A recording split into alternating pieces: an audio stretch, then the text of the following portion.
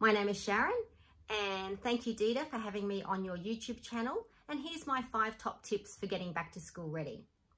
Gather up all your unused stationery that your kids may have been sent home with last year. So that will save and keep the costs down when you're ordering the stationery for the new year that they're going into. My second tip is to don't automatically buy your school uniforms from the uniform shop.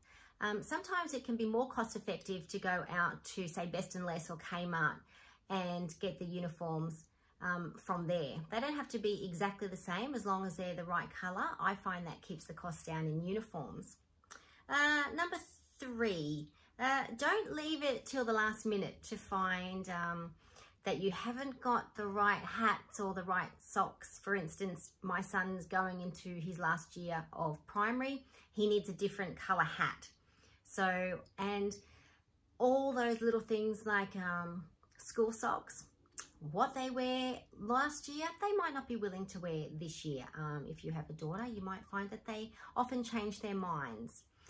So just check that, because you don't want to have that early morning tantrum on the first day of school. I'm not wearing those socks. We've all been there, I'm sure. Fourthly, wait till the school bags and lunch boxes are on sale. You can save yourself quite a small fortune if you find out what your child is wanting and just keep an eye on them, because they eventually will go on sale. It's always good to grab a bargain.